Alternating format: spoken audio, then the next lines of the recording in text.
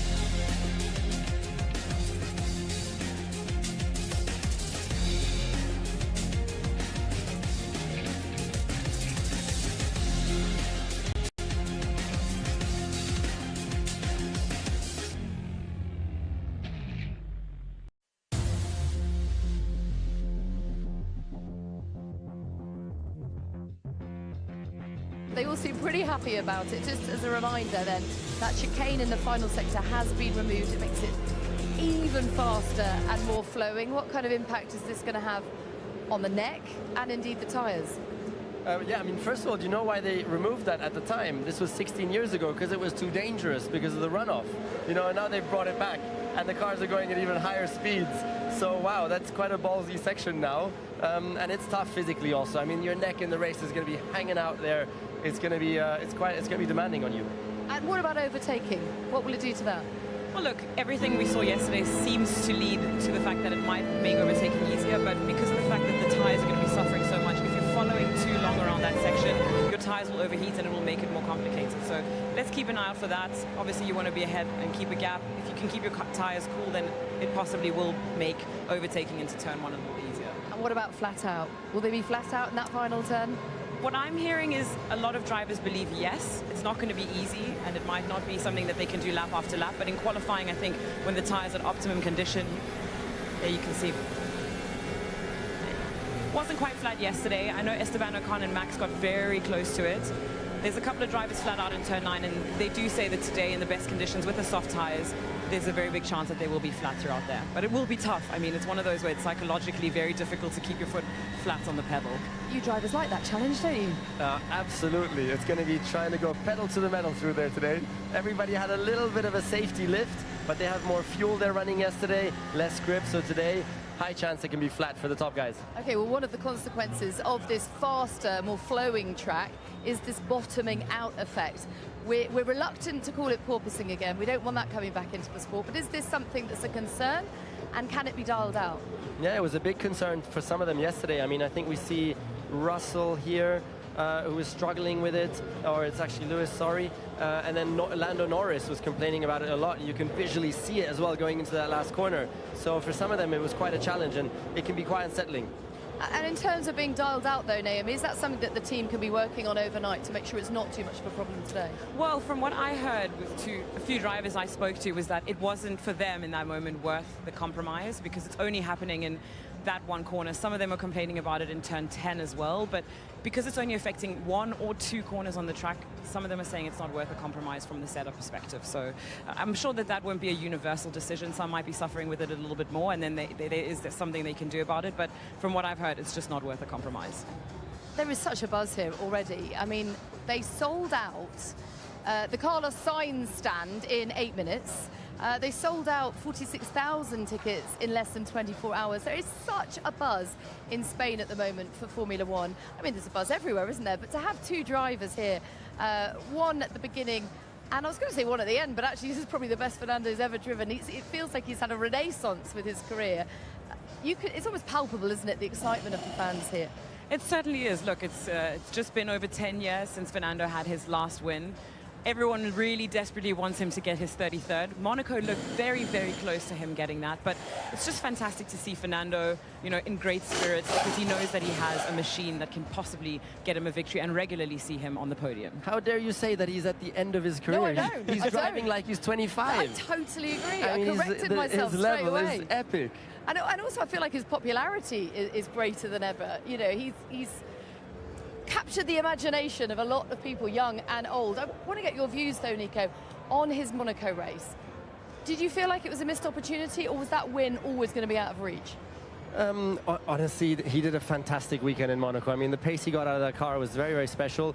And it's ultimately so difficult in those decisions when you're on the slicks, it starts raining, do you come in, do you not, do you put the intermediates? And because he was so far up, he was one of the first to get there, you know. So I think it's okay. The decisions were made, they were okay, they were good, and didn't work out. But there'll be another chance very soon for him to get that win. Well, indeed. And listen, don't be duped by those blue skies, because it is definitely getting a bit stormy here, and you can see by those flags it's getting windy as well.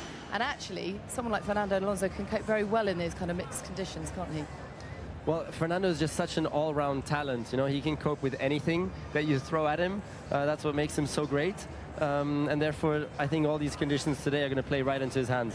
Okay, well, we're hearing reports of some lightning, which is fairly concerning, isn't it? Again, something else for the teams to be dealing with.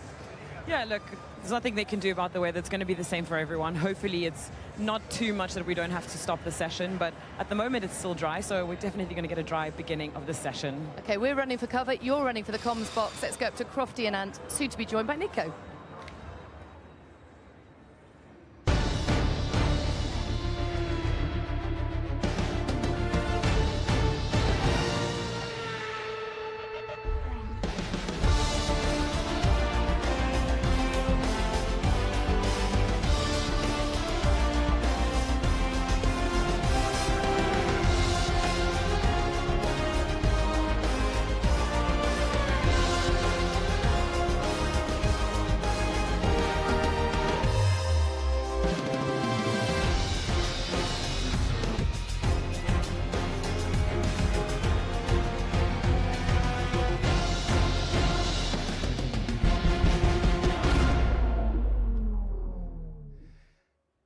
So welcome along then, ladies and gentlemen. A very happy Saturday to you. Welcome to Barcelona, to the Spanish Grand Prix, officially round 8 of the Formula 1 World Championship.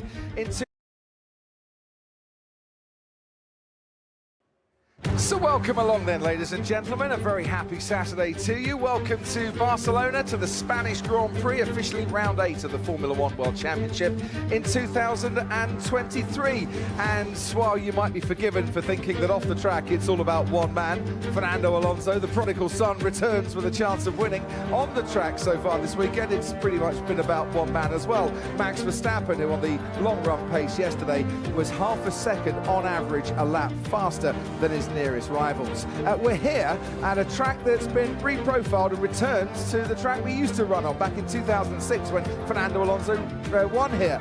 It is the Spanish Grand Prix without the chicane this year. Top speed of 190 miles an hour, lap times about 6 seconds a lap faster than we had when the chicane was in place. Still 2 DRS zones and harder tyre compounds than we see at the likes of Monaco last week, for instance. C3, C2, C1. They're not the hardest in the Pirelli range. That C1 is a new hard compound tyre that's meant to bridge the gap between the C0 and the C2, hopefully to give us a bit more fatigue, a bit more wear on the tyres, and therefore a few more pit stops as well. And in the pits at the moment, Anthony Davidson, the choice is, do we wait a while or do we come out straight away? Do we watch the skies or do we watch the track? Is the rain going to roll in, and are we going to get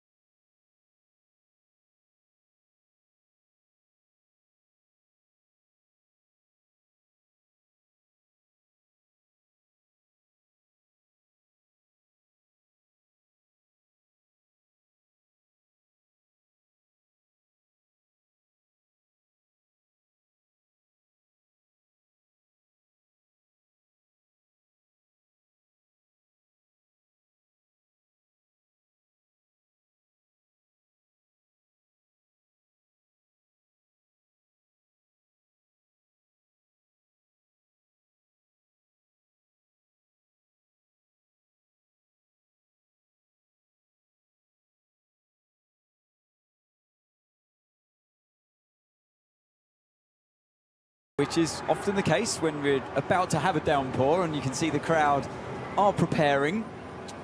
So yeah, it's just a matter of time, I feel, before they'll be running around on the intermediates or wets. But yeah, like I say, the circuit is dry for now. But the rain in Spain today might fall mainly in the pit lane. Rachel Brooks.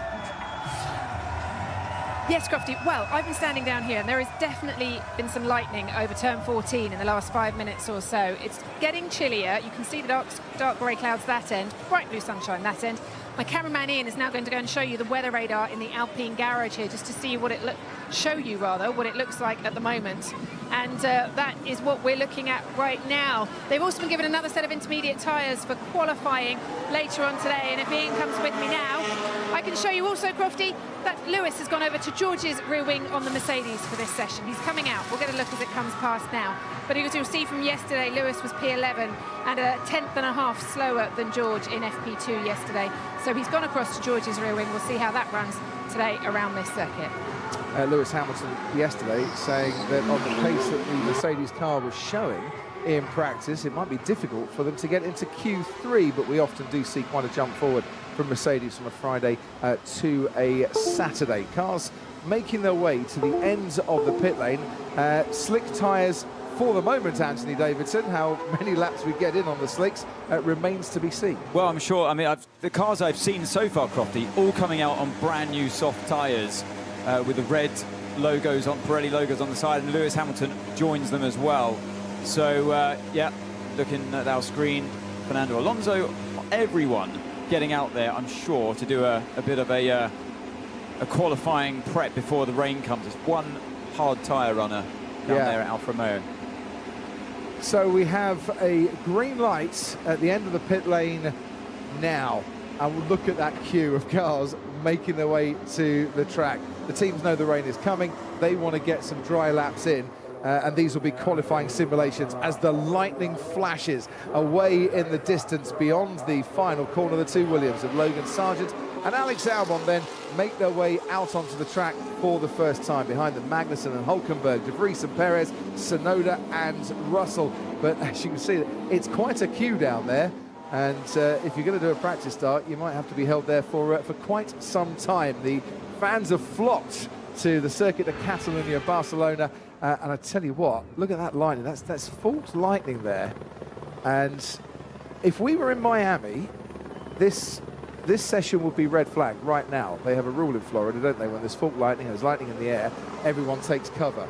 I just wonder, there's a lot of lightning about, and there's a lot of open seated areas and fans in grandstands with no cover. Look, I'm no expert in this, but as I say, in Miami, there would be lightning's on the way. Take cover, everyone. We'll stop the session for a while. We're carrying on for a while. Is that rain still coming for start of the session? Firm, yeah. Be light rain to start with, then increasing intensity. One thing I do know is that taking cover from the paddock to the commentary box is Nico Rosberg. Welcome. How are you? Very good, thank you. It was quite a trek from the paddock over to here.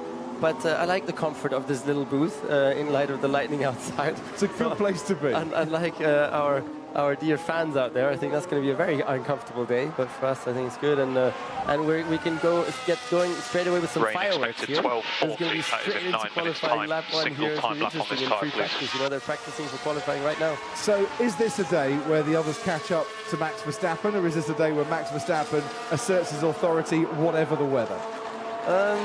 No, I just spoke to Chief Engineer at Aston, Tom, who I know very well, and he is so in awe of Fernando Alonso's level at the moment, and so he said, you know, keep an eye on the guy today. If there's changing conditions out there, could be something special in his home Grand Prix that he can deliver. Yeah, it's all about the number 33 for Fernando Alonso in terms of wins. It's been foretold, isn't it? The omens are here for Fernando Alonso this weekend, apparently. Talking in numbers, 20. Here's a number for you. All 20 onboards and team radios available to you for this season. You can watch via the Sky Sports app. You've got to download the Sky Sports app to your phone or your tablets, log in with your Sky ID, head to the Sky Sports F1 channel and choose your driver. If you're a Sky Glass, Sky Q or a Sky Stream customer, you can access this experience via the interactive button on your remote control. And Anthony Davidson, who was watching a lot of onboards in Monaco 6 days ago, when the rain comes down, it is an absolutely fascinating experience to see how different drivers cope when the track gets greasy, slippery and wet. That's one word for it, Crofty. Fascinating. It's not what you're thinking when you're inside the car, that's for sure, when it starts raining and slick tyres. But yeah, they're all out there at the moment, desperately trying to put some fast times on the board. We're told on our screen at the moment, wet track. You see a few spots on the camera there, actually, from down at turn 1. Where is it raining most intensely? Max Verstappen with a 21.8 for the first sector. That's a 10th up on the best first sector time we had yesterday. Trying to get at least one decent lap in before the track conditions change too much. Just absolutely as it was yesterday, Nico, it looked pretty effortless for him to produce these faster times. No, I mean, Max is so dialed in with that car. It's really perfection at the moment out there. This whole weekend, you know, it's amazing to watch the level. Okay, had a little bit of a snap there coming out of the corner, but apart from that, it's just like on rails, and he's driving it so well. Phenomenal. Valtteri Bottas goes fourth fastest. His teammate Zhou Guanyu slips into the top 10. Sergio Perez, the only man in the 113 so far, but I dare say his teammate is about to join him. Esteban Ocon's on the medium tyre as Verstappen puts 3/10 between himself and Sergio Perez straight out of the box into the mid 1:13. Bottas holds on to the fastest final sector. Perez holds on to the middle sector. So Verstappen on that fastest lap there was only fastest overall in sector 1. And I'm told as well, you know your analysis yesterday on the SkyPad where you were looking at the last corner? Yeah. And Esteban Ocon trying to take it faster through the earlier part of the corner and Max lifting off to go faster coming out of it. It was mentioned to Esteban Ocon, they used that analysis. It's only the one lap, you know, and I'm sure he would have known at the time what happened, like why the car snapped down on him, and I'm sure he was trying to take it flat, realised when he got to the corner it wasn't going to be flat, so he had to lift out of it earlier. Had to lift out of it after that, whereas Max lifted earlier and then could take the actual corner flat out and wins the lap time from that. Whether the check is in the post to you yet, I don't know on that one. Nico. No, I have a question, Anthony. Now, I mean, it's dry, you know, it's going to rain. We saw it in Monaco as well. You as a driver at the time, were you frame of mind like, hey, here's an opportunity for me now to destroy the guy in front? Or was it more like, oh my goodness, I hope I don't mess up. This is going to be so difficult. Well, being British, Nico, growing up in that kind of scene in the karting, I was more than used to it raining while I was out there on slick. So, yeah, I was always looked at it as an opportunity, and it didn't really faze me that much. But yeah, every situation's different. Definitely, I've been caught out in the past from that happening. Drivability's still not great. Okay, copy. So I think that's more of a PU comment rather than the actual stability of the car. When he says drivability, that's the driver saying, look, when I put my right foot down on the accelerator, or even coming off of the accelerator, it's not doing, the PU is not responding, the power unit that is, not responding to what I feel my input should be. But yeah, just going back to that question, I mean, it's funny how, from Crofty's point of view, Nico, it's fascinating, it's exciting, we love to see the drivers tested, but inside the car, I mean, it gets to the point, it starts raining, you see the spots on your visor, and you tell yourself, just carry on, you still feel the car's got grip, but at some point, there's that crossover, the point of really no return, where you suddenly lose that grip, and that's what we saw happen in Monaco, cars hitting the barrier, spinning out. There's a definite moment where you can't hang on. And if we get drizzle, it should start around turn 13 in the next couple of laps. So basically, yes, at the far end, to our right as we stand in the commentary box by the last couple of corners, that's where the rain's coming on. What's the grip like for Carlos Sainz? 8 previous Spanish Grand Prix, 100% point scoring record. He loves it round here. Never been on the podium before. In fact, the only Spaniard to have stood on the podium at his home race is Fernando Alonso. And it's 4th fastest only. Where was he losing time? Wow, it was like really on the edge, nervous on the rear there through that last corner. It was dancing around. And look at the bouncing from the driver's head as well. The Ferrari, for me, looks like it's still got one of the worst, if not the worst, ride quality over the bumps. They're running the car relatively high, and it's still is still bouncing around. He's put the car in the gravel there all day yesterday as well. Yeah, like, did, I don't know what he? he's doing there. It's about time. It's about time to keep the car on the road there. Maybe his father's been giving him some tips how to get through turn 12 exit a bit quicker. You just use the gravel. That's what I did. Off-road, son. That's what it's all about. It is pretty clear the Ferrari is back in the mosh pit again, isn't it? It's the head-banging Ferrari that we saw a lot last year, and by far the most extreme case of bouncing that we see down the straight as another flash of lightning brightens the circuit. Sell it to have some rain on the visor. Okay. That's what we were talking about. Oh, And who's off already?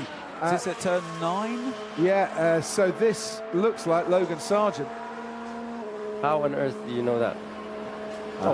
It is Logan Sargent. Very good. That was impressive. He knows the roll hoop colour. You could just see the bright yellow, and he knows. I saw the sponsor's name on the back of the rear wing as well. That is a red flag. Logan Sargent has come a cropper out of the final corner. Oh, it's the final corner. Yeah. I knew it was a fast right, but he's gone in hard enough there. Wow. Broken the to front leave a right. couple of marks on the tyre barrier. He's absolutely beached that car as well. But you don't want to go off there. It can be pretty hard impact because, I mean, they changed as I said before in the pit lane, they changed the track at the time because it was too high speed and not enough runoff there, you know. So it's a high danger place of the track there. And that would explain why we saw Carlos Sainz have a moment as well, Nico. I think the rain, like we heard from Nick de Vries's engineer, saying, look, it's going to start around turn 13, 14. Here we go then. This is through turn 12. Looks neat and tidy on the exit. Turn 13's flat. Ooh, just got on the curb a bit on the inside as well, but...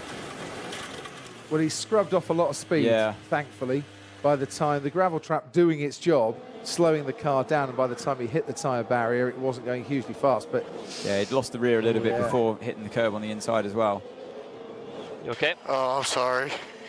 I'm sorry. Copy, copy. You okay, please? Yeah, I'm fine. Okay. Well, the first victim of turn 14. It's a horrible feeling for a driver when you're just about to go into qualifying next, you know, and you shunt the car like that. It's so horrible. The whole team is watching you. Everybody's disappointed. It's not clear if they can still fix it, you know, for qualifying. And he comes off the back, sorry, Nico, he comes off the back of a really disappointing Monaco weekend as well, I feel, for him. So Logan Sargent runs away over the gravel trap, wants to go back to the pits that way, but the marshals say no, there's a tunnel. It's a bit safer to do that. We've got a red flag. 10 minutes into this session, Verstappen fastest, Sargent out.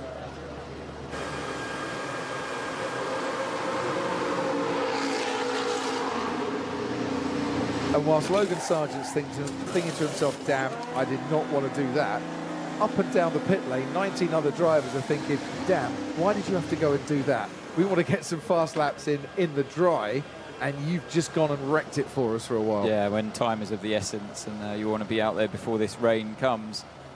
And he works his way over the circuit now, but yeah, that car, the steering was definitely damaged. It wasn't the right front.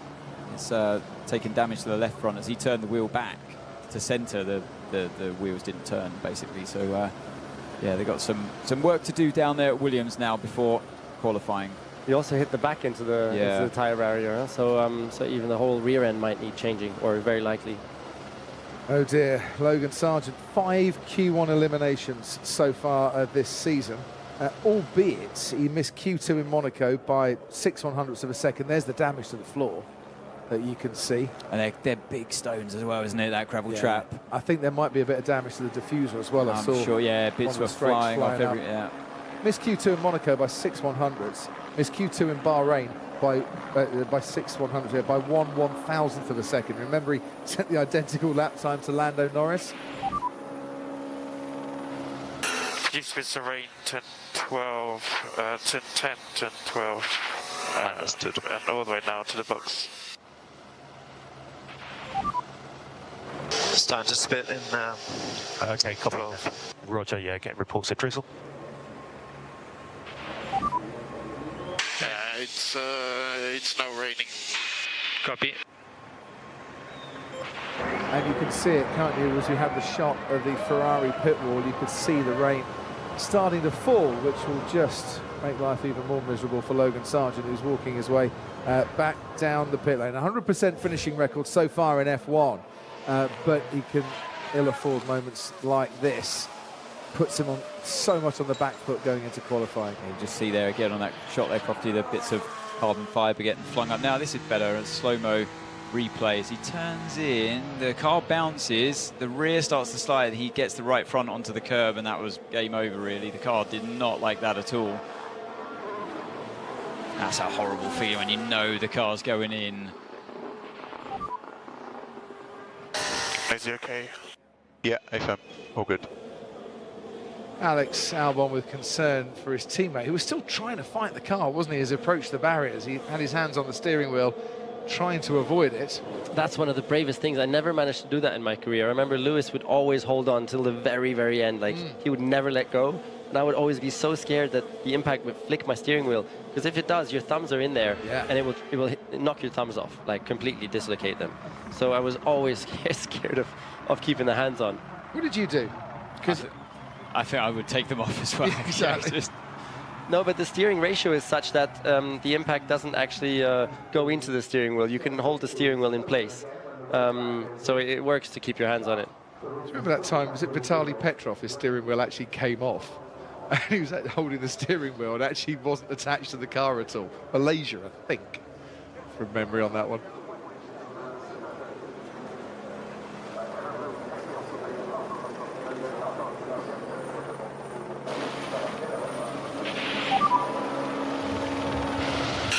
Speeds of rain, 10, 12, 10, 10, 10, 12. Understood. And all the way now to the box.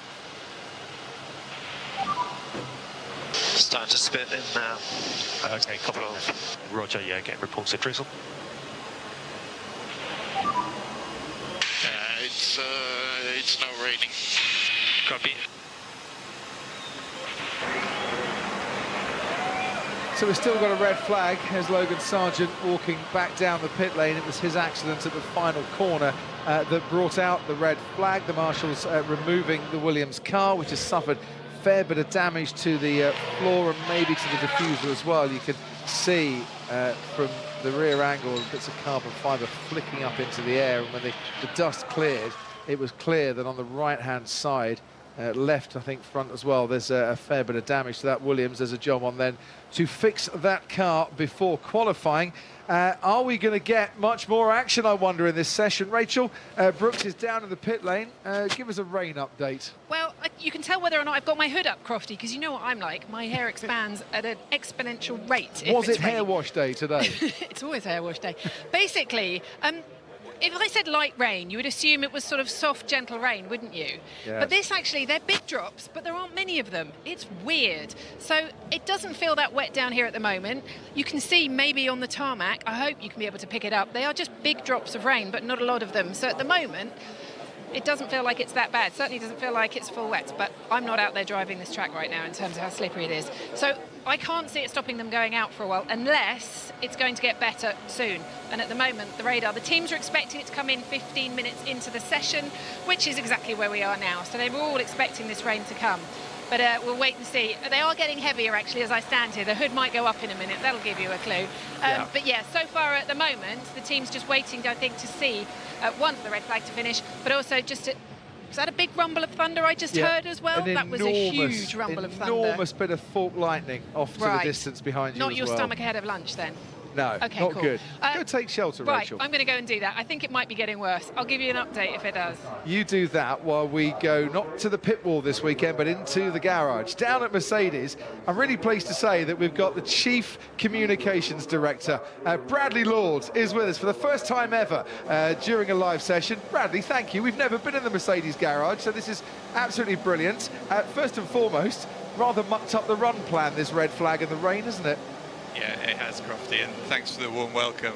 Yeah, we've had to juggle things a little bit and throw that soft tyre into the start of the session, and now just waiting to see how the weather develops around us. But it's light rain here at the minute, but it's certainly heavier stuff all around and likely to hit the circuit in the next few minutes. So we often hear Lewis and George talking about the steps that Mercedes make on a Friday night that means your pace improves from a Friday to a Saturday. So give us an indication, what was going on from track back to base last night, and how confident are you that you found a bit more pace to make those Q3 kind of margins of being in or out a little bit more in your favour? I think we're always a little bit careful about saying we're confident, but there's been a lot of hard work back at base. I mean, Mick is standing off to my right here, and looks, he's got a few bags under his eyes because he was in the simulator late yesterday.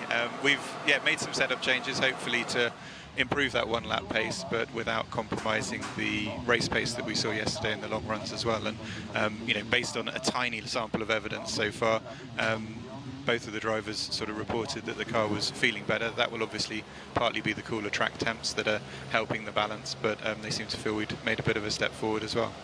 Hi Bradley, it's your ex-driver Nico here. Hi Nico. So Mick was at the track yesterday, flew back, and until what time in the morning was he in the simulator all through the night? No, he was in Brackley yesterday and then has flown in this morning. So he was up in the sim until the early hours and then has come in this morning into the track. So what a trooper. Exactly, and yeah, I think he's had a great time driving around in circles all evening yesterday. What else would you want to do on a Friday night? How tight do you see those Q3 margins today between yourselves and how many teams I think are in the mix for that top 10? Yeah, I think that top 10, I mean, you know, you've got obvious candidates, the two Red Bulls, the Ferraris, Aston Martin, hopefully ourselves. Alpine seem to have taken a step. And then we were seeing surprising people popping up as well, weren't we, yesterday in FP2 on the single lap. So the Haas can, you know, Hulkenberg pulled a lap out of the Haas, Valtteri in the Alpha. So it's going to be tight, it's going to be very close. Obviously, the situation changes again, should it prove to be wet in quali. But no, we know we're going to need to sort of pull everything out of the car to make it through into Q3. But that's true for pretty much everybody out there in the field, apart from Max and Sergio, to be honest, in the second Red Bull. Bradley, it's Ant here. So with this rain coming and with a chance of being wet as well in qualifying, are we likely to see the cars go out there then in the end of this session if it continues to rain?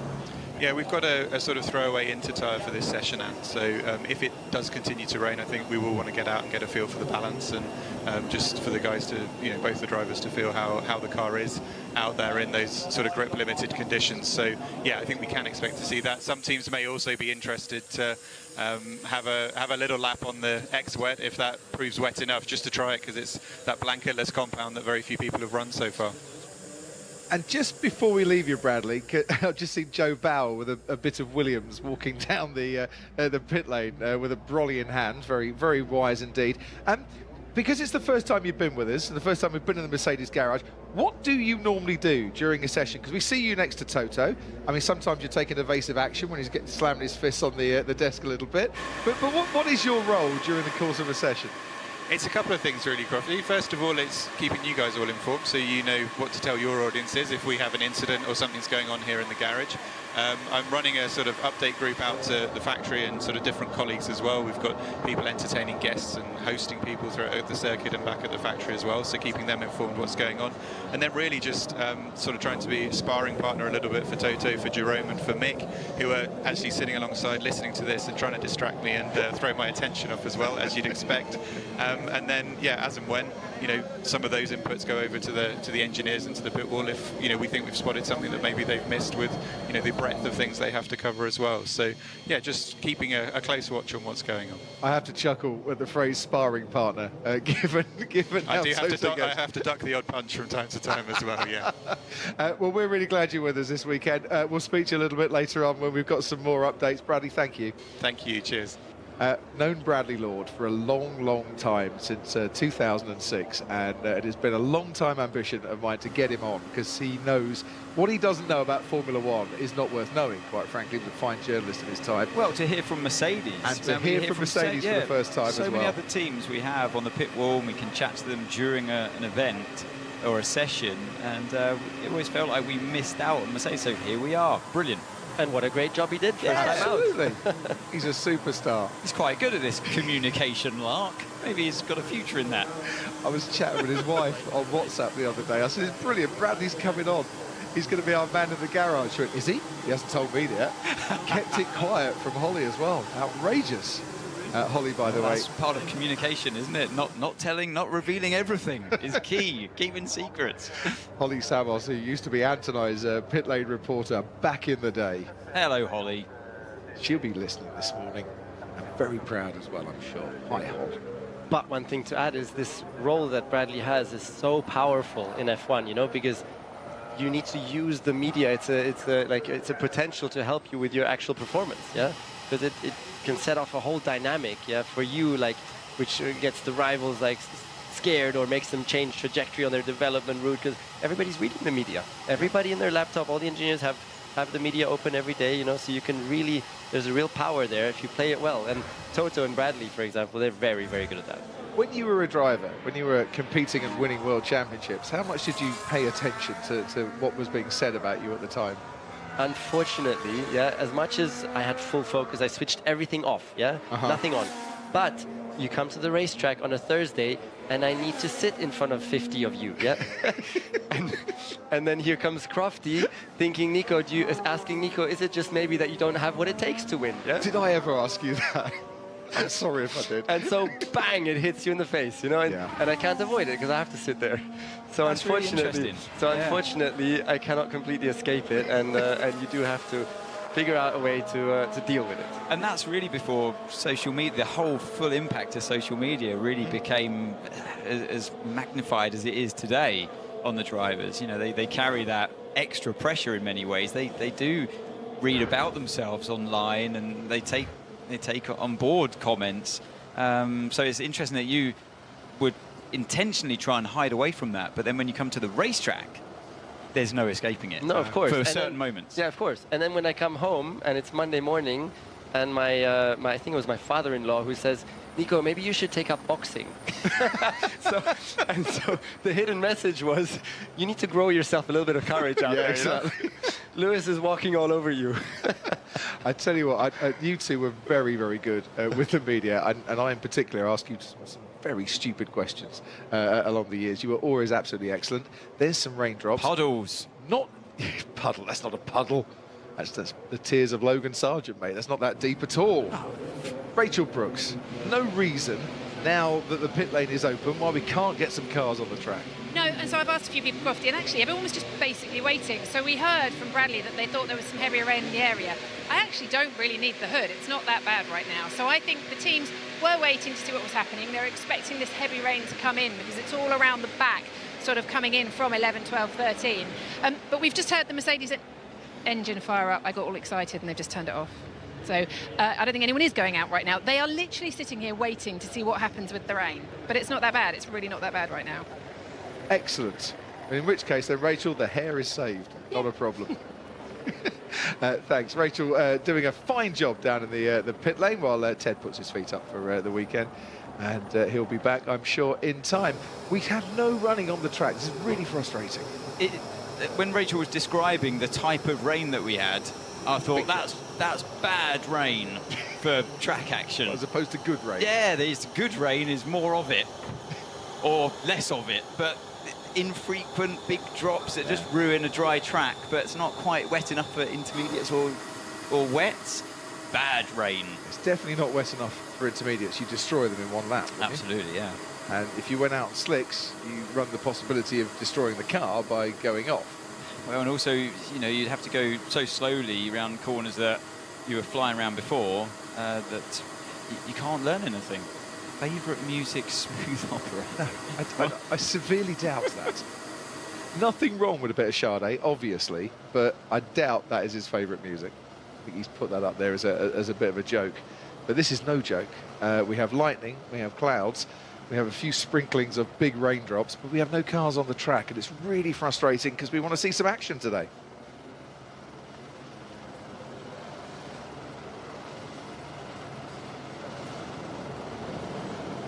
I'm assuming... Hello, good to see you, sir, madam. A lot, by the way, of Fernando Alonso merch has been purchased around this circuit for the weekend. And there's a few keeping their options open, you know, Ferrari cap or top with a Aston Martin cap or top. They've gone for the green and red combination. But it used to be, I remember the days when it was a sea of blue and yellow, wasn't it? It's like being in Sweden. Yeah, and then then it was, you know, the Ferrari fans when Fernando was here driving for Ferrari, and now you say, yeah, it's a good mixture, but it's interesting to see so many Aston Martin merchandise being worn out there. with a good combo of Carlos Sainz fans as well. Yes, it is raining on Meadows. Is he not just holding the car for a bit? That's not the test for rain. That would be the upturned palm, wouldn't it? Is he like to just stay in the garage for a minute? I'm assuming all the cars, and you two would have been the same in these sort of conditions, drivers stay in the car for this? You don't get out and go for a wander? No, because you don't know when the rain is going to hit, so you have to stay in the car. Because it can also go very quick then that it rains too much, and again there's no more running, so you need to be available to hit that window in case it turns out that way. And Ron Meadows actually doesn't make any decisions on when cars go out. It's really from the engineering department, because they have to analyze timings and everything, you know. So is that a test for rain? So that was an actual test for rain, yes. Do a test for rain. We need to tell him that he's got that a bit wrong. Come on, Ron, all these years of experience in Formula One, it's the upturned palm, surely. Yuki Tsunoda watching on with his, I like that, the Japanese maple leaf designed helmet. So it's a different helmet every week for some of these drivers at the moment. Some better than others. You can tell the grandstands have got protection, can't you? Like the main grandstand that we're on top of here. The umbrellas are... when you said, by the way, Joe Bauer, the sensible thing to do, a sensible man walking along with his umbrella up in a thunderstorm, oh, yeah, no, good point. I thought, debatable. I wonder if today, because it was absolute 100% clear sunshine this morning, I wonder if a lot of people did not bring any rain protection. Well, I didn't. That wouldn't surprise me. When they moved the Spanish Grand Prix to June, the start of June, we all sat there and said, well, that's going to be the hottest Spanish Grand Prix ever. There'll be no rain, you know, it's just going to be non-stop baking sunshine. It's not really turned out that way, which could be good for the race. If we get, you know, wet, dry conditions tomorrow, bring that on. Interestingly, before we got this shot of Charles Leclerc still sitting in his car, as Nico said they would be, it showed the wet tyres, the full wet tyre, not in blankets. And I had forgotten, actually, when Bradley Lord mentioned that, the fact that you don't have blankets on the full wet tyres anymore. And sure enough, we see them stacked up outside the Ferrari garage, ready to go on if the rain really does start coming down heavy enough. But that would be an interesting challenge for the driver. What do you make of that one, Nico? No tyre warmers on the full wet tyres anymore? Yeah, that could be an interesting one. But then again, they're so soft, those tyres, that I suppose it should be okay.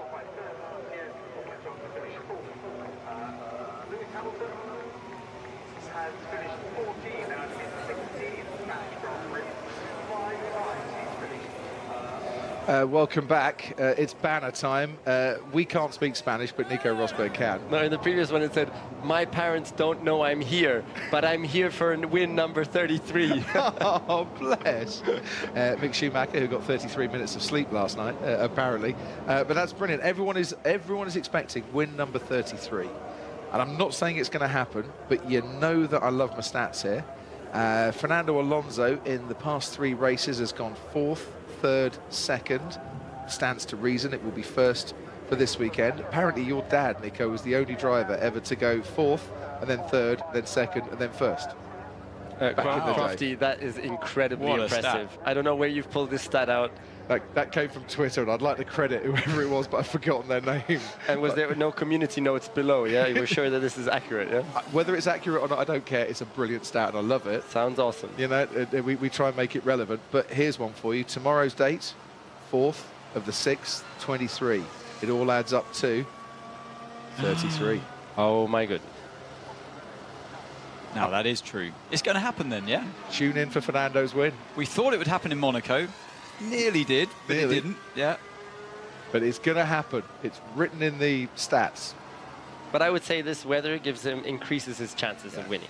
He's awesome in all these changing conditions, as is, of course, also Verstappen, but still think it does increase his chances. Lando Norris. Brave, plucky young Lando has come out onto the track to test the conditions. But who else is about to come out onto the track? Rachel Brooks. Well, Crofty, it was interesting. All the mechanics were standing around literally chatting about the weather, and then suddenly we saw some movement and they went back to the cars. Alfa were putting the tyres back on, Aston fired up an engine, and it's just Lando Norris who's gone out, and as he's gone out, bless him, the rain has got heavier again. So they've come out into the pit lane down there, the mechanics, and I think he's coming straight back in again because it has started to get heavier here. I don't know if the others are going to try try and go out. The weather this weekend has been all over the place. Every time it's been forecast to rain previously, it hasn't, and then it's suddenly rained when it wasn't supposed to. So I would have thought it would be worth getting out there and just actually getting some experience on this new layout in the rain. But Lando looks like he's going to come straight back. He is indeed in the pit lane, coming straight back in after that single lap, Crofty, because it has got a little bit heavier here by about 20%, I'd say, from when I last spoke to you. Thanks, Rach.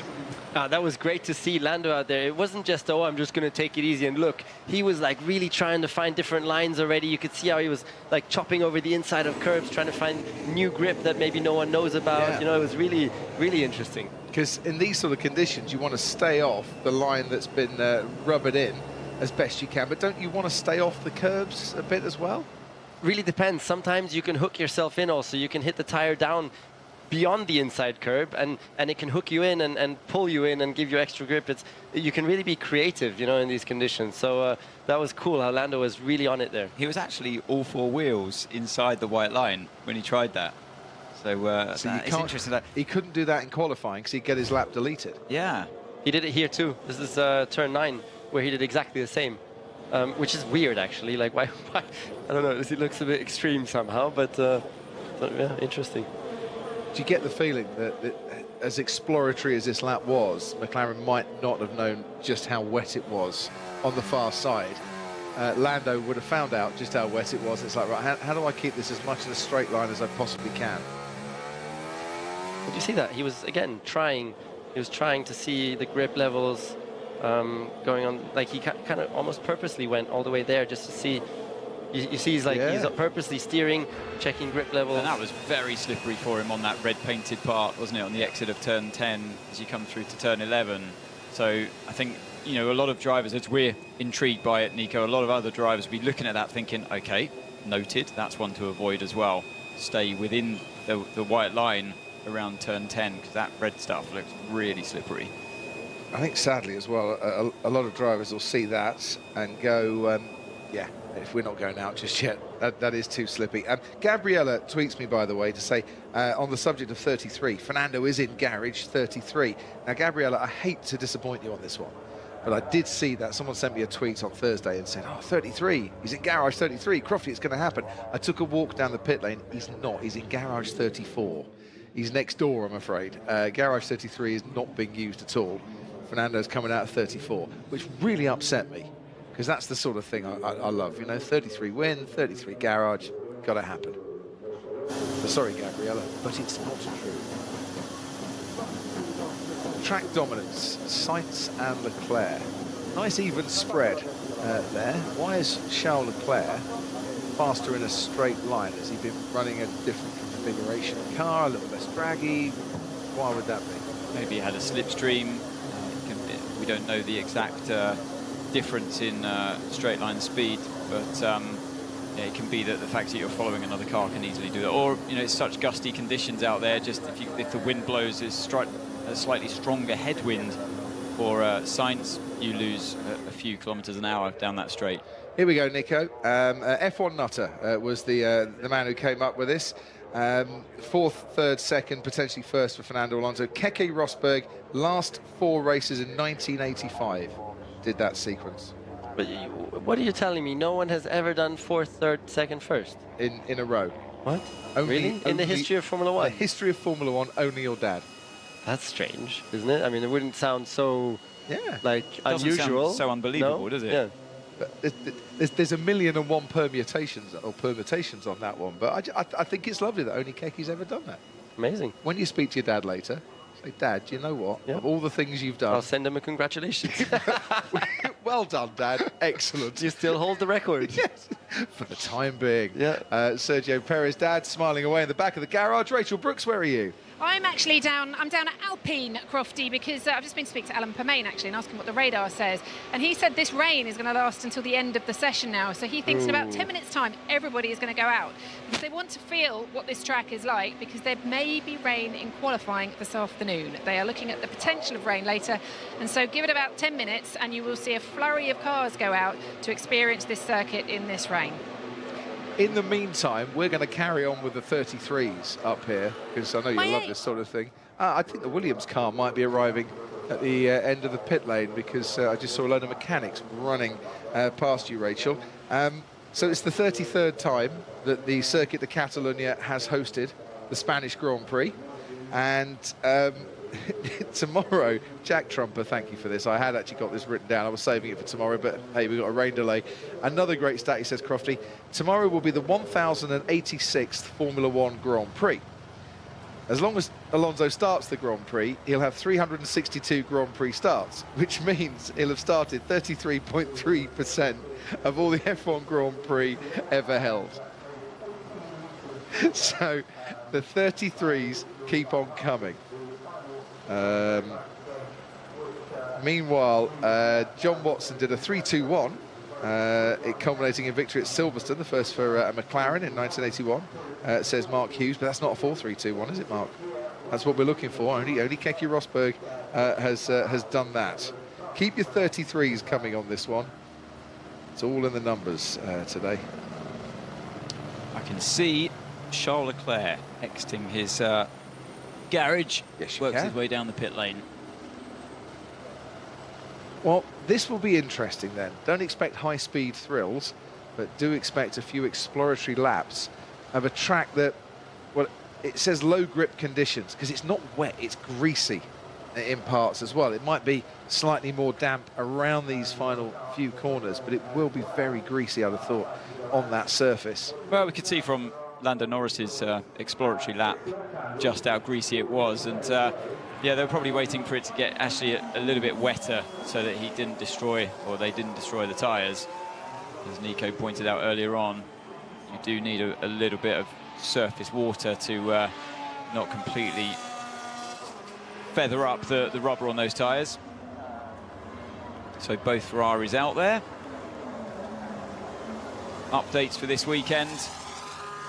New side pod configurations. Doesn't look quite as aggressive as the old side pods. Not as steep. It's not as such a steep cutaway.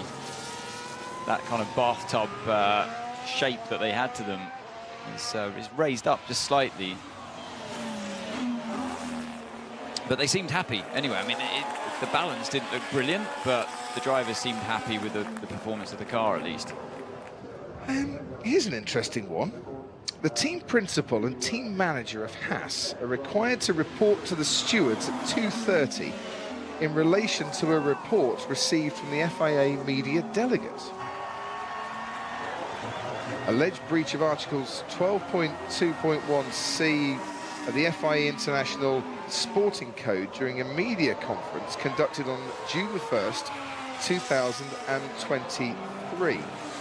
And I'm just looking through those articles. Private, non-proselytizing religious gestures, such as pointing to the sky or crossing oneself, shall not be considered prohibited religious statements. This is a summons that I have never experienced in 334 commentary sessions in Formula One. I assume this is towards Gunter's criticism of the stewards in Monaco, while we watched Carlos Sainz going around the track, he wasn't overly happy, I do believe, with the decision to give Nico Hülkenberg a penalty at the start of the race. If you remember, Hülkenberg went into Mirabeau 1 at a rate of knots and was adjudged to have hit Lance Stroll. Yeah, he had a very feisty start to the Monaco Grand Prix. Clocked wheels with his teammate Kevin Magnussen on the exit of Sander Vott. I think Magnussen took to the curb on the inside, to be fair, and bounced himself a little bit wide. He then overtook Kevin around Casino Corner and then worked his way down Mirabeau and sent a move down the inside of Logan Sargent. Thought it was a great move, and then he locked up and it looked like he just tagged the back of Lance Stroll, who then got into more trouble himself in the hairpin. I think Gunter went on to say in his press conference that a lack of consistency in stewards' decisions left him feeling that the time had come from professionals to be brought in. Every professional sport has got professionals being referees and stuff like this. He said, we're one of the biggest sports in the world, and it's always a discussion, the stewards' decisions, because there's no consistency. Anyway, he's right to criticize in that instance, because it wasn't worthy of a penalty at all at the time. But you know, you do have to respect the stewards' decisions nonetheless. You know, they're And trying to do the best they can. But let's move to what they're doing out here now. I think it's quite interesting now how they're trying to find where the best line is, where the most grip is, braking points. You know, completely new, different braking points. Wow! And you have to try and avoid those white lines because they're always ultra slippery. Now on the exit here, you can see he's avoiding it there, and especially on turn-in, then you should not be on the white line when you're turning in. There you'll see a very, very wide line because they're trying to avoid the rubber, because the rubber is also more slippery than on the outside where there's no rubber. So some corners you'll see them going very, very wide to try and look for some asphalt that doesn't have rubber on it. Tarmac. We have on the track Carlos Sainz and Charles Leclerc, Esteban Ocon and Kevin Magnussen, Lando Norris and Oscar Piastri, with just under 17 minutes to go of a session that Max Verstappen will top, meaning he'll have led FP1, FP2 and FP3 ahead of this race. He's 2.5 tenths up on Sergio Perez, 4 tenths up on Lewis Hamilton, but we got only a handful of laps, maybe one flying lap, I think it was, from Max Verstappen, a couple from Perez and Hamilton. But it looks a bit more believable, at least, the top 7, with the 2 Red Bulls up there. There are 2 Mercedes in the mix. You got Fernando Alonso, Bottas in P8, but it looks a bit more, should we say, not realistic, but a scene that we're more used to seeing with those teams up there, whereas yesterday it was so mixed. The lap times were close, but we didn't have the usual pecking order that we currently have. So it seems a bit more kind of realistic to me. They should delete the lap times now for us viewers, and there's completely different conditions, and restart everything. Yeah, like a wet time and a dry time. Yeah, why not? It would be much more easy to understand then. Sadly, that's not going to happen. No, but I mean, at least visually, then they can bring them back in at the end of the session as a result. But those dry times are now completely irrelevant. They certainly are. Unless, of course, we go back to dry conditions for... I mean, it's definitely raining. The track just doesn't seem that wet. Track temperature 22.9, so it's dropped hugely. Air temperature still very warm, around about 20 degrees, and humidity at about 80% currently.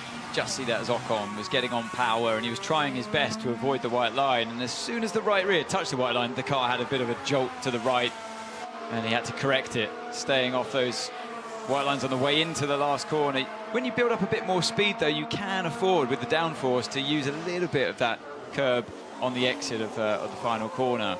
It's when you're going slower with less downforce being generated, that's when you can run into trouble getting on the slippery, painted surfaces. So as one car comes out of the pits, George Russell carries on around turn 1. Yuki Tsunoda, the car coming out of the pits and just keeping very much out of his way. So talk us through this, Nico. Where is the grip there for George Russell? So here he's going to go very wide now, because it's typically a corner where you find... Oh, I was wrong. I was very wrong. He didn't go wide. He stayed very tight. Usually you go wide to find more grip, but anyways. He's done it here. There now. He goes He's wide. done it here. Yeah. So it's a bit random still, and you're going to have to, like, you can see the drivers trying things, one corner, the other, to see where it's better, and it really depends from corner to corner. So here it was narrow again, avoiding the curb there, avoiding the curb on the left on entry now. Again going tight. Interestingly, then taking a little bit of curb, but being careful on the exit now. And now you just have to, he's going to go late, and just practice that braking, even if it means he runs a little bit wide, which you see he just did. He lost the rear a little bit going in there. And then tight on exit again to avoid the rubber and get a straight line run to the next corner. That's a very different line to the dry, isn't it, on the exit of turn 10, Nico? Absolutely, yeah, completely different, yeah. It's just to try and straight line the exit, because then you can get more power down and get more acceleration going. Gently as you do it. In the dry, 5G around that final corner. Yeah, it feels So quite dry. far in terms of lap times, we have Ocon, who's done a 24.2, who is by far the quickest out there, with both Russell and Sainz being more than a second off. And interesting, Lewis Hamilton out of his car as well. Mercedes not going anywhere in a hurry. So yeah, so 3G in these conditions around the final corner, 5G in the dry, just to compare George Russell and Max Verstappen from earlier. So why would Lewis get out of his car if he has one intermediate that he can throw away? Yeah, they've been giving an extra set now that we've got the rain in this session. Doesn't make sense, right? Yeah, I mean, no, obviously there's still time. There's 12.5 minutes still to go in this session, but yeah, I would want to be out there. I always felt like I needed to be on top of the conditions as they changed. But yeah, Lewis out of the car. I wonder if he's even with the view to get back in before the end of the session. Or we can ask Bradley Lord, maybe. I think our producers are going to try and get the chief communications director on the blower for that one. I'm with you, but is it also maybe because Lewis doesn't think these are going to be the conditions for qualifying? So, you know, what's the point of being out there if it's not going to be like this? But he's not a fortune teller, is it? So how is he going to know that? So it's wet out there. You better practice, no? And we just had Max Verstappen go quickest, by the way, in the wetter conditions on a 24.1, which was 1/10 quicker than Ocon. Bradley Lord, Chief Communications Director at Mercedes, come in and tell us, why is Lewis not going out in the car? He's just waiting to see how conditions evolve, Crofty. George has chosen to go out there, but it's on the borderline of a bit too dry for this Inter at the moment. So, yeah, he's just watching from the garage and, you know, he's ready to hop into the car when he feels it's time to do it. But that means, Bradley, that potentially he's not going to run at all? I mean, because that wouldn't make sense. I tend to agree with you, Nico. Probably it would be good to get out there and get a feel for it, but he's got the experience just to be judging how the circuit is. He knows this place like the back of his hand as well. So, yeah, we sort of leave the decision between him and Bono as to, you know, when the right time is to get out there and run. But you were saying before that you like to give impulses as well. So can you now just go over to Lewis and tell him, Lewis, it definitely makes sense for you to get right in the car right now and get out there and practice? Or maybe pass on your input, Nico, and see what he says. Yeah, that could be an interesting chat. I'm getting a fascinating insight into your communications briefings that used to happen when those two were teammates, Bradley. They were interesting affairs, David. Yeah, I'm sure they were. Interesting memories from those days. On the serious side, though, what does your advanced forecast say for qualifying? Are these the conditions, or is it going to brighten up? Or are you expecting more rain? What's going to happen? Yeah, I think the forecast looks pretty changeable at the minute, so very hard to predict. It's sort of around a 60% chance of rain and thunderstorms. So it could be like this, it could be drier, it could be wetter. We're not quite sure at the minute, so we've got to keep our options open and sort of talk through the different possibilities of tyre usage and, you know, what we'll look to do for that session in all those different scenarios. Cheers, Bradley. Thanks for coming on. Thank you. Wouldn't I love to have been a fly on the wall at those old communication briefings back in the day? So Bradley is one of the few that will actually even, you know, really stand up to for his opinion, you know, even towards someone like Lewis back in the day. Really? So that was always something I found I got a lot of respect for, you know, not only to me but also to Lewis, who was, you know, so that was good. Oh dear. Those were times, good times and bad times here. 2016 was, I'm sure, one of them for that day. I reckon you'd stand up to Lewis, wouldn't you, if you were in Bradley's position, Crofty? Steve and his lads, mate, we've got a respect for each other. Yeah, sure. Not a problem. Not a problem at all. While we were talking to Bradley, there was some team radio. Let's have a little listen to it now. How far we are from dry conditions? How far from slicks? Tough to say, but the edges have gone off already, so what would be better is to put a slick on and see how that is. And that's the problem, isn't it? That's why we still see Lewis out of the car, because, you know, who's to say the conditions would be exactly the same as this when it comes to qualifying? So the driver's complaining it's too dry out there. There is rain in the air, but it's not really. It's not giving us the test we thought we were going to have. What are we looking at here? This corner's difficult, isn't it, at the best of times? You see what happened just there, though? He just put a wheel on the white line before turning into turn 5, and it instantly locks. It's from the onboard leg. Just gets on the white line, locks up, and then he runs off the track as a result. It's as close as that. We're going to box, Lance. Box. Why? We need to box and check the floor. Box. Yeah, hang on, guys. I'm kind of doing off-road rallying here at the moment, but I'll get back to you in a second. Yeah, if I find my way back onto the track, I'll come straight in, I promise. I can understand why they want to box it, because that was bouncing over the gravel, and they will want to check the floor. Yeah, before any qualifying. damage. You need the car in tip-top shape before qualifying. So, yeah, the team doing the right thing there. Current tyres, I know it says Hamilton and Sainz on softs. They are both obviously in the pits on that one. But Lando Norris is on the track, as you can see, on the soft compound tyre. That's what he wanted. Yeah. I mean, that was his kind of question with the team, wasn't it? Is it worth trying just to see at what time do the slicks start working? He's brave to be out here doing this before qualifying. You don't want to go damaging the car with 7 minutes remaining of the session. So I think his last time on the intermediates, his last lap time was a 1:33.4. Let's see if this is quicker on the slicks and whether he's got the grip there for him. He's so good in these conditions, though. It's any time it's like this, it's you always look to see what Lando's lap times are, and he did the same thing in Monaco as well. As soon as the rain started coming down. So sector 1 and 2 is kind of okay, but sector 3 is damp, not good for slicks. This is courageous from Lando. I mean, because if you chuck it away now, you're risking your whole weekend. The good thing is, from Bottas's message there, I mean, the good thing is that sector 1 and sector 2 is on the drier side. You can get temperature into your tyres for all those high-speed corners and arrive into sector 3, at least with warmth in your tyres. That's going to always help a bit. But one slip-up, quite literally, and you can have a situation that Logan Sargent found himself in, and this is where it gets tricky. Yeah, but good grip now by now. It's okay. It's all right. Surely faster than on the Inter.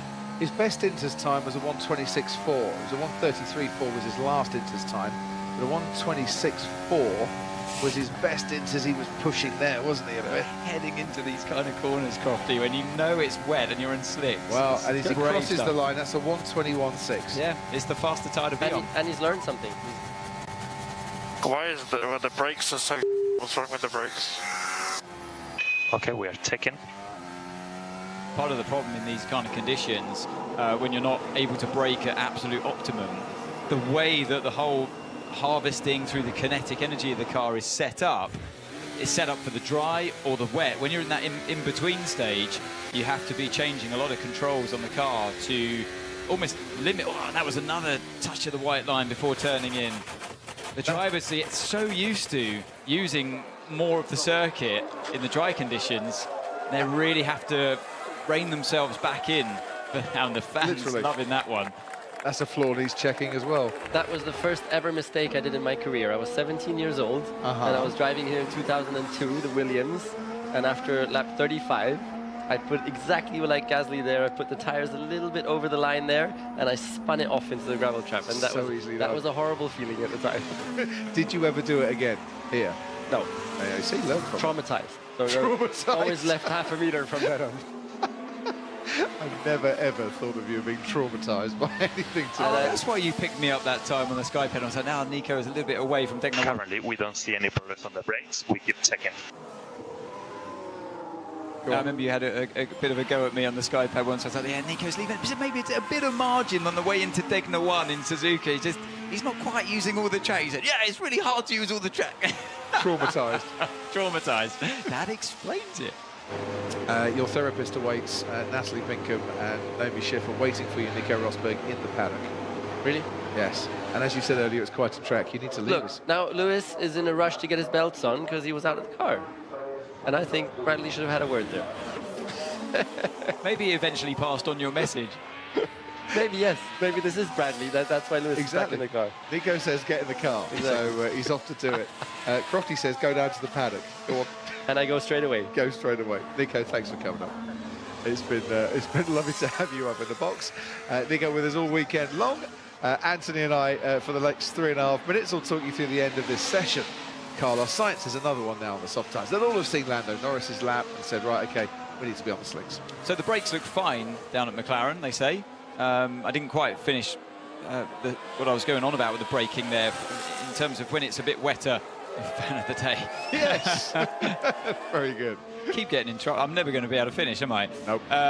So yeah, when it's a bit wetter and you're taking longer on the brake pedal, you're obviously regenning more energy because you're not braking as hard but over a shorter distance. You're elongating the braking and it's able to harvest more energy in that phase. Right. So then you get into the point where the battery starts to saturate in terms of its charge, the state of charge, the SOP that we always go on about. And once that starts to happen, the electric motor says, I'm out, I'm not recovering anymore, and hands over to the mechanical brakes. Yep. And they go, oh, hang on a minute, I'm not built to really do all of this. I need help from the electronic motor. So they get too hot because they're built to be as light as possible, like everything on a Formula 1 car. So then the driver can start to feel weird things under their left foot, under the braking. You know, I'm not saying that was the case down at McLaren, but those that we have to take into consideration when a driver starts to complain about the feeling of brakes, particularly in wet conditions. Yeah. Conditions drying up all the time, it seems. Lando Norris, we saw do a 121. Last lap, 119.3 from Lando Norris. So continuing on, fuel burning out and finding a bit of grip. Charles Leclerc just on a 117.9 on the soft compound tyre. It definitely slicks where they're now. Oh, without question, yeah. You can see the drivers getting more and more confident. They're still not using the painted areas of the track, especially on turn into the corners. We've seen quite a few get caught out that way, and yeah, the paint definitely retains a bit of, especially in the serrated curbs, it hangs on to those puddles more than the asphalt will. A 119.3 then for Fernando Alonso as he crossed the line. Let's have a little look at Nick de Vries heading down the main straight. There's cars coming out of the pit lane to his right. Oh, and that's the Aston Martin getting in his way. Mamma mia. Yeah, not happy about that one. Straight onto the racing line. You can understand it as well. You know, if you're coming out of the pits, you need to be told there's a car coming down the straight, and then just try and keep out the way and not be there as the car at speed hits the apex and turns into the corner. And you need some help from your team as well in Correct. that situation. You're coming down the pit lane. And there's a lot going on. You know, it's a very busy track at the moment, but it doesn't take much from the engineering side just to warn your driver that the car's approaching and just to back out of it until that car's gone by. Hamilton continues on his way. It's come up on the screen impeding De Vries and Sainz. Was that really a Ferrari? I don't really feel comfortable pushing in this condition. I think it's a waste. Everybody else is pushing, but just let us know. Yeah, but mate, I don't give a if everyone else is pushing. It makes no sense. He's right. Okay, understood. He's the man with the most to lose, isn't he? He's absolutely right. It's like we said, conditions are ever changing, and unfortunately, if it's like this in qualifying, you live by your senses. You have to live by your senses, whether you're on intermediates, wets, or slicks. Every lap changes when you're out there. So you know, he's right. I think he's right that they're not really learning that much as a driver.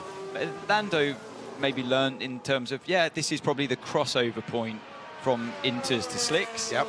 But everyone else can learn that as well because they've all seen the lap times. We know it's a 121, a 122. That seemed, or they were doing 124s, weren't they, at the time on the intermediate? So there's your crossover point. When you're the guy, when you're the driver that is in the fastest car and is expected to be on pole position, given the evidence we've seen so far, you've got the most to lose by pushing in these. If you go off the track, if you damage the car. It's a champion's approach, Crofty. That's what I just heard there. A champion's approach. First car to take the flag was Lance Stroll. You've seen the checkered flag out, so those that had started their lap before it appeared can go on and finish it. We haven't really learnt a huge amount from this session. Apart from when they all went out there and pretty much gave it their all because they knew that was going to be just a matter of time till the rain came, and they put it on the line and delivered the fastest lap that they could. We saw the Red Bulls at the top. Look, the two of them are up there. Checo Perez just 2.5 tenths away from his teammate. These, and then Hamilton 4 tenths away, Sainz 5 tenths away. They're all up there. You know, the regulars, I would say, seem to take hold, and not like yesterday in FP2, where it was a bit of a mix-up. But what we have got is an awful lot to talk about ahead of qualifying with not all the questions answered. Yeah. So it's a really good job. We're starting our qualifying build-up right now. Don't go anywhere, everyone. We're not going to go off air from Barcelona. We are going to stay through with some Formula 1 qualifying build-up, and then we've got some live action for you, and then the qualifying build-up will continue ahead of the session itself. Practice starts on the grid. Lewis Hamilton did get out there, as you saw, for the one lap. The man who took a record 9 consecutive front row starts here at this circuit. We can have a look. Oh, this is the impeding. This is Carlos Sainz ahead of Nick de Vries. So de Vries. Yeah, we've reported him twice already, Nick. Reported. Got to feel a bit for Nick de Vries there. He's been hampered going down the straight with a car coming out of the pits, and now Carlos Sainz got in his way a couple of times. Joe Guan Yu having to back out there from Kevin Magnussen. What the is he doing, man? He was rather in the way. Getting a bit fraught, a bit hot-headed. Haas are already going to see the stewards in about an hour's time, 57 minutes time, for some comments made by their team principal Gunther Steiner about the level of stewarding in Monaco. And I wonder if the stewards will be looking at a couple of impeding incidents as well. Told you there was lots to talk about. Oh yeah, no, it's different cars going different speeds, and you do feel like Nick de Vries was particularly getting frustrated. It's the second time it's happened to him in just a matter of laps. So, but it's kind of to be expected with cars coming around onto the grid. What's Charles Leclerc got to say? Is the clutch okay? We'll come back to you. There was a strange noise when I released it. Copy. We are checking. So, yeah, releasing the clutch. He's heard it. Sometimes there's a squeak. Let's have a listen to this.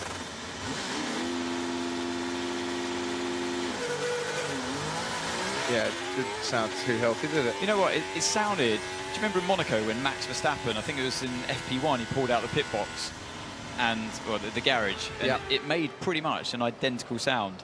So it didn't lead to anything. When you've had a couple of engine power unit related retirements from the race here, every noise you hear is going to intensify in your mind. Absolutely, yeah. But I think it should be fine. Just a bit of slippage from the clutch there. Especially when you retired whilst leading as well. Thanks for your company, everybody. Max Verstappen, fastest in FP3. Sergio Perez, his teammate, 2.5 tenths behind Lewis Hamilton in third. Hamilton didn't get a huge amount of laps in when the rain came down and everyone went to slicks then for the final part of this session. Charles Leclerc put in a 1:17 that I saw. Seemed to be the fastest man on the track on the slick tyres as the track was drying up. Lando Norris in the top 10 was the first to try out the slicks. Logan Sargent brought out the red flag, sadly, for him, as he went off at the final corner. The stewards have just said no further investigation. De Vries and Sainz for impeding. They will be seeing Gunther Steiner in about 50 minutes' time to have a chat with him instead. We're going to head down to the paddock, start our qualifying build-up for a chat with Natalie right now.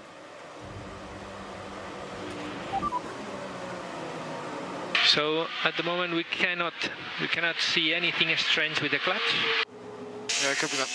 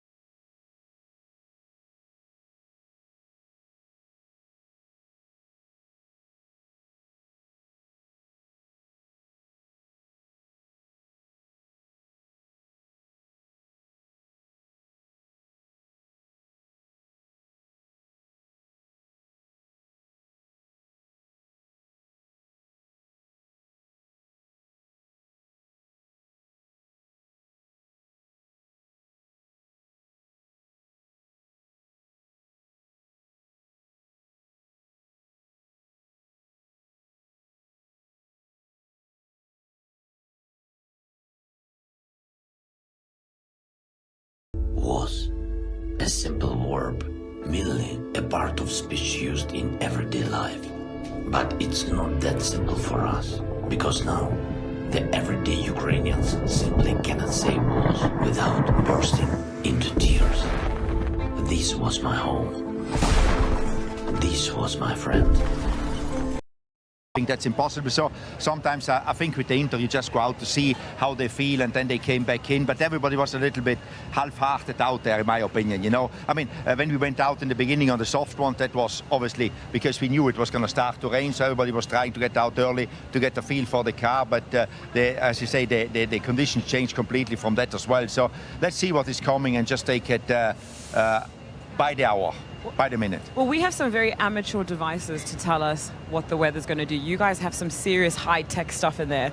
What is your high-tech stuff telling you right now about what the weather's going to do during qualifying? For now, anyway. For now, in the moment, it says it should go away. But then this weather also just came in out of nowhere. It was not supposed to come, you know. So your simplistic ways work as well, I think. Don't trust the weatherman. Exactly. Don't trust the weatherman, as we all say, you know. But no, it was not anticipated. This rain, this light rain coming. So let's see what is coming in qualifying. But in the moment, it says it stays dry, but it's still drizzling. And, you know, I think it's very tricky out there because the Inters don't last. And for the dry tires, it's still a little bit too wet. So well, I mean, it could make it interesting. Could make it really interesting, and we saw it in Monaco. There were parts of the track that were wet and others dry. My simplistic way of knowing is whether I need windscreen wipers for these. I do, so I'm going to take them off. But let's hypothetically say that it is dry for qualifying, because there is a chance for that. Yesterday looked pretty good for you guys in FP2, and you seem like a real threat today for Q3.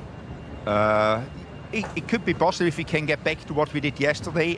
Today, Nico started his lap with the tire temperatures not in the right place, and Kevin had lost a second in the last sector. So we need to get it all together, because this tire is best on one run only. So you need to get it all together, and traffic here is not only that you get a good start.